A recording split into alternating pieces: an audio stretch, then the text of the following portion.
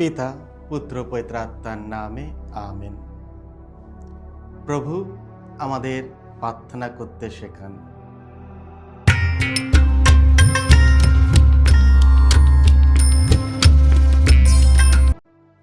খ্রিস্টে আমার পরম প্রিয়জনেরা, আজ অক্টোবর মাসে 8 তারিখ বুধবার, আর আজকের ডেলি মান্না ঈশ্বরের বাণী প্রতিদিন নেওয়া হয়েছে লোকরচিত মঙ্গল সমাচার থেকে 11 অধ্যায় 1 থেকে 4 পদ। এসো আমরা ভক্তিভাবে আজকের এই বাণীটি শুনি। একদিন যিশু এক জায়গায় প্রার্থনা করছিলেন। তিনি যখন প্রার্থনা শেষ করলেন, তখন তার শিষ্যদের একজন তাকে বললেন, প্রভু, যোহন যেমন তার শিষ্যদের প্রার্থনা করতে শিখিয়েছিলেন, তেমনি আপনিও আমাদের শেখান। যিশু তাকে বললেন, তোমরা যখন প্রার্থনা করবে তখন এই কথা বলবে, হে পিতা, তোমার নাম পবিত্র বলে মান্য হোক, তোমার রাজ্য প্রতিষ্ঠিত হোক। আমাদের প্রতিদিনের অন্ন প্রতিদিনই দান করো। আমাদের সমস্ত পাপ ক্ষমা করো, কারণ আমাদের প্রতি অন্যায় করে যারা, আমরা নিজেরাই যে তাদের সবাইকে ক্ষমা করি। আমাদের প্রলোভনেও পড়তে দিও না তুমি। এই হলো প্রভু যিশুর মঙ্গল সমাচার। প্রভু যিশু তোমার মহিমা প্রচারিত হোক। আপনি কি আনন্দ ও বিশ্বাসের সঙ্গে প্রার্থনা করেন? খ্রিস্টে আমার পরম প্রিয়জনেরা, আমরা সবাই জানি ইহুদিরা প্রার্থনার প্রতি তাদের গভীর ভক্তির জন্য পরিচিত ছিলেন। প্রতিদিন 3টি নির্দিষ্ট সময়ে আনুষ্ঠানিকভাবে প্রার্থনা করা বাধ্যতামূলক ছিল। রাবাইদের কাছে প্রতিটি বিশেষ উপলক্ষের জন্য আলাদা প্রার্থনাও ছিল। আর আরেকটি প্রথা ছিল, রাবাইরা তাদের শিষ্যদের একটি সংক্ষিপ্ত প্রার্থনা শেখাতেন, যা তারা নিয়মিতভাবে ব্যবহার করতে পারত। আর এই পরিপ্রেক্ষিতে যিশুর শিষ্যরা তার কাছে এসে অনুরোধ করলেন, প্রভু, যোহন যেমন তার শিষ্যদের প্রার্থনা করতে শিখিয়েছিলেন, তেমনি আপনিও আমাদের শেখান। তাদের অনুরোধে তখন যিশু তাদের প্রার্থনা শিখালেন, যা আমরা আজ প্রভুর প্রার্থনা নামে জানি।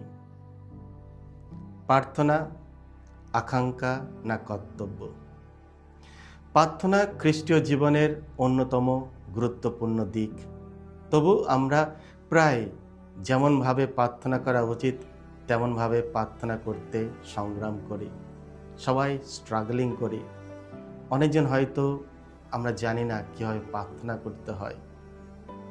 আজকের মঙ্গল সমাচারে আমরা দেখি যিশু প্রার্থনার নিয়ম আর তার সেই উদাহরণের অনুপ্রাণিত হয়ে শিষ্যরা তাকে অনুরোধ করে, প্রভু, আমাদের প্রার্থনা করতে শেখান।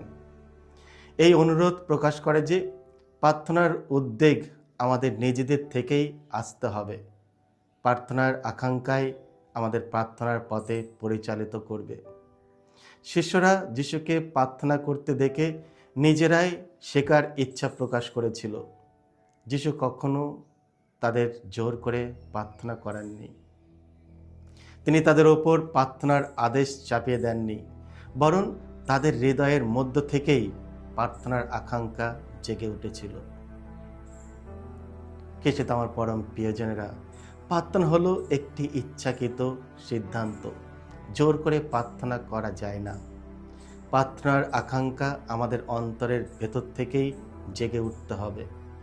কখনো কখনো প্রার্থনা আমাদের কাছে কর্তব্যের মতো হয়, আকাঙ্ক্ষার মতো নয়। কিন্তু বাধ্যতামূলক দ্বারা পরিচালিত প্রার্থনা ও হৃদয়ের আকাঙ্ক্ষা দ্বারা পরিচালিত প্রার্থনার মধ্যে বড় পার্থক্য রয়েছে। যখন আমরা প্রার্থনাকে কেবল কর্তব্য বা রুটিন হিসাবে দেখি, তখন এটি ভারী ও একঘেয়ে মনে হয়। অনেক সময় আমরা প্রার্থনা করি শুধু এই কারণে যে আমাদের প্রার্থনা করা উচিত বা এটা আমাদের দৈনন্দিন সময়সূচির একটি অংশ। এমন প্রার্থনা ধীরে ধীরে ফাঁকা রীতিতে পরিণত হয়, যা ঈশ্বরের সাথে ভালোবাসার সম্পর্ক নয়। যখন আমরা প্রার্থনায় আসি ঈশ্বরের সান্নিধ্যে থাকার আন্তরিক আকাঙ্ক্ষা নিয়ে, তখন প্রার্থনা আনন্দময় হয়ে ওঠে। কারণ আকাঙ্ক্ষা হলো ভালোবাসার একটি প্রকাশ।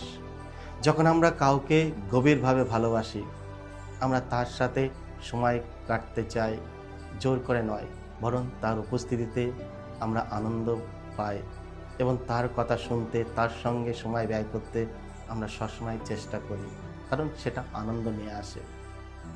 প্রার্থনাও তেমনি, এটি কখনো বোঝা নয়, বরং ঈশ্বরের সঙ্গে মিলিত হওয়ার এক মহামূল্যবান সম্পর্ক বা সুযোগ। প্রার্থনার ক্ষেত্রে যিশুই আমাদের আদর্শ। আমাদের উচিত তার দিকে তাকিয়ে প্রেরণা নেওয়া। সুসমাচারে আমরা বারবার দেখি যিশু নিস্তব্ধ স্থানে সরে গিয়ে বিভিন্ন উপলক্ষে ও গুরুত্বপূর্ণ ঘটনার আগে প্রার্থনা করতেন।